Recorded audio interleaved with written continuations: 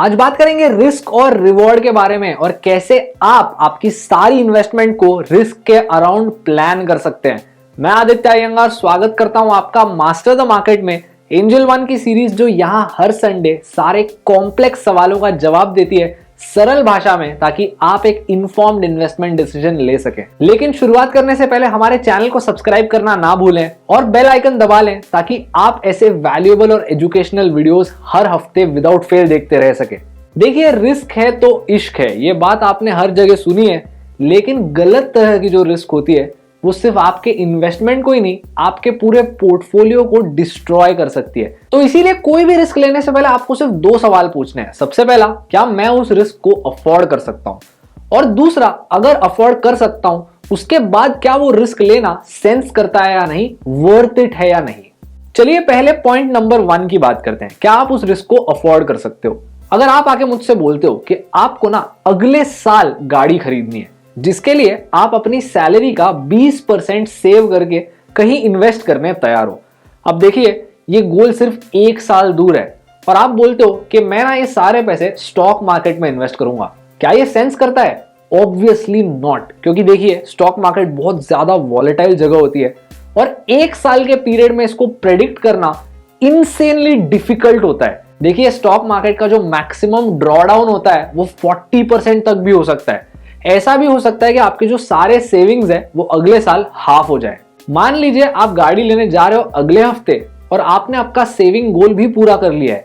आपने 5 लाख की गाड़ी खरीदने सारे सेविंग स्टॉक मार्केट में डाल दिए हैं, लेकिन मार्केट क्रैश हो जाता है और आपके 5 लाख 3 लाख हो जाते हैं। क्या करोगे?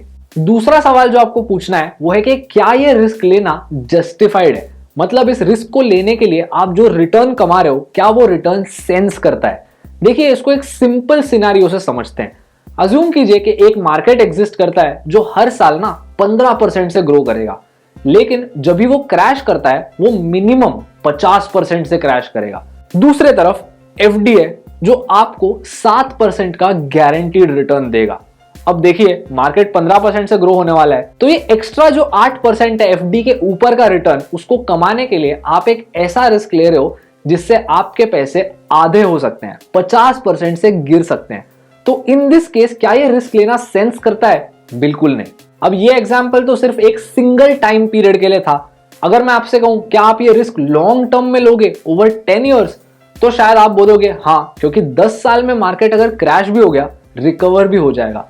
इसीलिए आप कोई भी इन्वेस्टमेंट जब करते हो, अपना टाइम फ्रेम डिसाइड करने के बाद आपको उस इन्वेस्टमेंट का रिस्क टू रिवॉर्ड रेशियो भी चेक करना है। चलिए एक सिंप्लीफाइड एग्जांपल देखते हैं। मान लीजिए मैं मार्केट में 1000 रुपए इन्वेस्ट करता हूं और ये एक ऐसी इन्वेस्टमेंट है जहां अगर लॉस होता है तो 200 रुपए जाएंगे, लेकिन अगर प्रॉफिट हो जाता है तो 600 रुपए का एक्सपेक्टेड रिटर्न है। इस केस में मेरा जो रिस्क टू रिवॉर्ड रेशियो होता है वो है 1:3, यानी कि 200:600। इस केस में मैं अगर 1 यूनिट का रिस्क ले रहा हूं तो उस 1 यूनिट रिस्क के लिए मैं 3 रुपए कमा रहा हूं। तो यहां पर ये जो रिस्क टू रिवॉर्ड रेशियो है वो सेंस करता है। आपकी कोई भी इन्वेस्टमेंट सेंसिबल तब होगी जब आप उस इन्वेस्टमेंट की रिस्क को अफोर्ड कर सकते हैं एंड वो इन्वेस्टमेंट की जो रिस्क है उसका रिवॉर्ड उतना ही जस्टिफाइड है।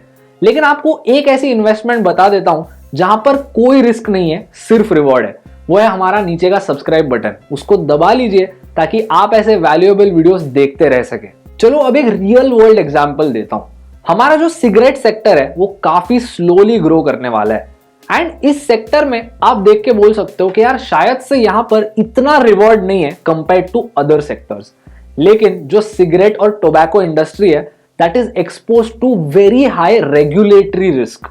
सरल भाषा में इसका मतलब होता है अगर सरकार का मन बदल गया तो टोबैको इंडस्ट्री पर टैक्सेस बढ़ सकते हैं और कंपनी के प्रॉफिट पर इंपैक्ट पड़ सकता है। तो अब यहां पर देखिए, इंडस्ट्री में ग्रोथ इतना ज्यादा है नहीं और आप इतनी बड़ी रेगुलेटरी रिस्क भी फेस कर रहे हो, तो शायद यहां पर जो रिस्क टू रिवॉर्ड रेशियो होगा वो इतना सेंस नहीं करेगा, क्योंकि आप ज्यादा रिस्क ले रहे हो for a very small reward.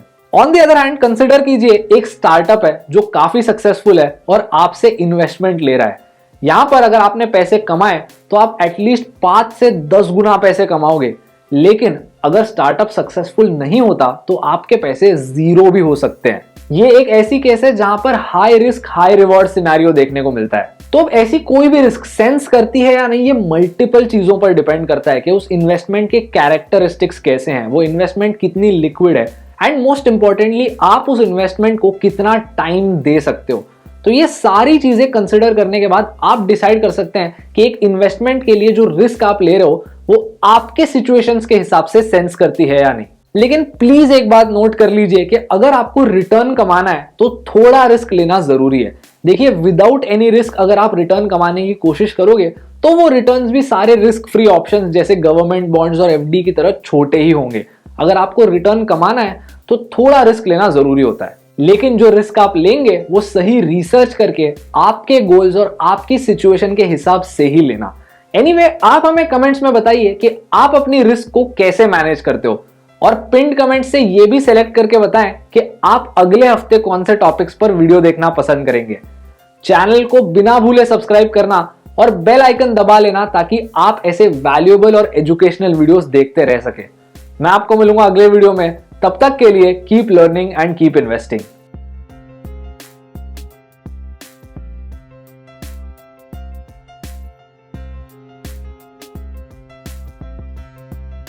Investments in securities market are subject to market risks. Read all the related documents carefully before investing.